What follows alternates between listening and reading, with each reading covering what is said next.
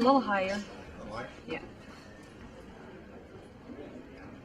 This is Ed Morrissey with Tina Corby from Hot Air and Town Hall with Senator Rick Santorum, who is on a roll these days, Senator. Congratulations first off on the clean sweep last Tuesday.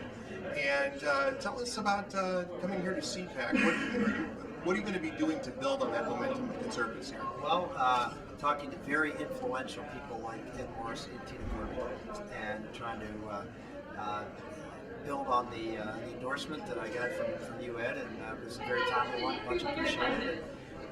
That's really important, is to get try to get a growing consensus within the conservative community to line up and put a conservative as our nominee, as someone who can make that clear contrast with Obama and make him the issue in the race, and proudly stand up for the positions that our founders believed in, and conservatives are trying to do just that, conserve.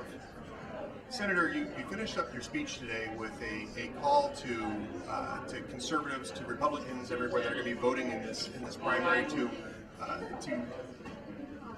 rest on their honor, use their honor, make the choice that will satisfy their honor. That's obviously a call to defend the conservative agenda, and you've made a very clear distinction between yourself and the other candidates on that score. I also saw earlier today, talking a little bit about honor, that you're not planning on going negative in terms of personal or business attacks on the other candidates. Do you see this as a key part of the presentation that you're trying to make, that you can compete honorably in this race? If I'm asking people to uphold the honor of our country and to uphold the honor of their family and their community, which is part of our responsibility, then I want to try to do the same. It's one thing to say, well, do what I say, don't do what I do. We're going to go out and talk about the issues that are important to people in this country, and I'll be as tough as anybody if I think someone is doing things that are have public policies that are injurious to freedom, injurious to people's economic well-being, injurious to the national security of our country. But that's what we'll talk about. We'll talk about it in the context of our differences and who is best positioned, more importantly, who's best positioned to take on President Obama and be successful. And it's all going to be in the context of making sure we've got the best foot forward. It'd be a pretty tough thing to do, beat a Democratic incumbent president, and all the trappings of a liberal has in running in this country. Senator, you were in my home state of Oklahoma yesterday. Where were you from? I'm from Edmond. Oh, okay. And I was not in Edmond. Sorry. Tulsa and Oklahoma City. Edmond's right outside of Oklahoma City. But I hear you had quite a crowd show up for you there, and you've made the case for yourself that you appeal to the middle of the country in a way that the other candidates maybe don't. It's common that when a politician is in Washington or a president is in the White House, that the DC disconnect just sets in. So what will you do to ensure that you stay connected to the heart of the country if you're president? Well, probably the easiest way is to make sure that I'm still a good husband and father, raising 7 kids, and going through that gives you a real dose of reality every day of dealing with the issues that every mom and dad has to deal with. I'm sure it's no different. It certainly was no different when I was in the Senate, and I think it grounded me a lot when I was there. The other thing is, not that I've thought a lot about this, but I think it is important to have that interaction with folks, sort of from every walk of America, and I would make sure that we structure time to have that kind of interaction with people, not in structured forms with just donors and party activists show up, but in making sure that we have a real opportunity not just to meet and greet, but have a chance to talk to people about what their concerns and problems are. You've definitely done that, and you talked about the kitchen table. I remember in one of your speeches, and it just really resonated because it seemed like you felt what we're feeling. And also, as a young person, you mentioned you have 7 children. What can you do to tailor your message to really appeal to millennials, particularly on the issue of entitlement reform? Just given that we're the ones paying into a system we probably will never see it. It should be easier this time to make the case to a generation that is facing double-digit unemployment and high double-digit unemployment as they come out of high school and college. is facing a $5 trillion extra debt burden that they're going to have to pay, is facing a world that is more unstable and unsafe. This should be pretty easy, relatively speaking, 4 years ago, to make the case to the people, young people in America, that President Obama has not done what he promised he would do. He has not been a force for change, for good, for the next generation, and that we need someone out there who has the vision to be able to create opportunities for young people and reduce this burden of debt, and particularly deal with the entitlement issue to make sure that they're going to be solvent when they reach that age, without taxing them to the point where the economy of this country is going to suffer, and they will suffer to pay for those benefits today.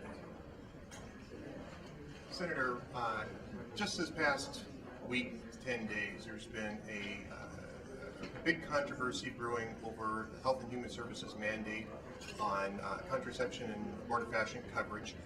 Today, I'm not sure if you're aware of this, okay, you are, that the Obama administration announced an accommodation that said that the mandate would stay in place for religious organizations outside of actual churches and houses of worship, but that insurers would pay the cost rather than the religious organizations. First off, is that a change at all from what was originally announced? And doesn't this validate the issues that social conservatives have had with not just Obamacare, but also the Obama administration all along? This isn't a social conservative issue. This is a First Amendment issue. I mean, this is a freedom of conscience issue. And on what type of thing? Look at what we're talking about. We're talking about insurance. Insurance is something that you buy for expensive or financially catastrophic occurrences. You buy insurance so it won't affect your financial condition. The things that we're talking about here that they're forcing Catholic organizations to buy are not expensive things. They are actually relatively inexpensive healthcare healthcare expenditures. And yet they're using insurance to impose their will and crush the freedom of religion that Catholics used to be able to exercise in this country. And so they're going to extreme measures to force people to do things as they say. And going to insurance companies, where do insurance companies get their money from? Get their money from the folks who pay the policies, which of course is the employer. So the fact that they shifted an employer has no consequence. You've now just eliminated every faith-based insurance company because now if you have a Catholic insurance company that provides health care, they're not going to be able to do this. So you haven't changed that. So this is the Obama administration being cute by half, and it has, in my opinion, had no substantive difference. And I'm sure that the Catholic Church, hopefully, will continue to oppose it. I should say that the entire people who believe in freedom of religion will continue to oppose this. In fact, we're seeing statements from, for instance, the Hispanic Evangelical Congress, I think it's called, which represents 18 million Hispanic members, families. The largest non-Catholic Hispanic faith-based organization in the country came out in opposition to this. Richard Land said that Southern Baptists said he'd go to jail before complying with this, and I forget who was saying it. I think Tina knows this, but somebody was saying we're all Catholics now. And this is a unifying event, to the point where you almost have to wonder what the White House was thinking about dropping this in an election year. I'm stunned. I mean, as a Catholic, I'm offended, but just as a political analyst, I'm stunned that the Obama administration didn't see this firestorm coming. It's really hard. It's really hard. They just got slammed down by the Supreme Court 9-0 for trying to enforce employment discrimination laws on hiring of ministers for churches.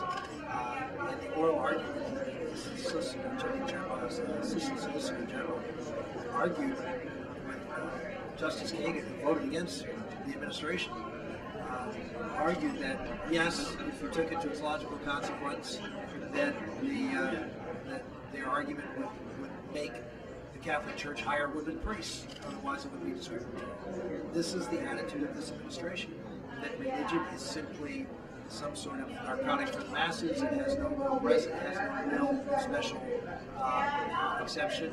Barbara Boxer said the right to choose trump religious liberty. And that's their feeling, is that these secular values are much more important, and they have a right, even though they're not specifically in the Constitution. They believe their rights just as important as the Constitution. In fact, they're more important because they're theirs, and therefore they should be able to impose them on everybody else. But at the same time, they complain about those of us who stand up and say the things that we say about life and marriage, that we're imposing our values. Fascinating. Senator, we know you don't have very much time, so we just wanted to thank you so much for sitting down with us and talking to us. And how does this compare with your past CPACs? It's my last question. A little bit more attention this time around. That's been great. It's always fun to go to see. Well, thank you again. We appreciate your time.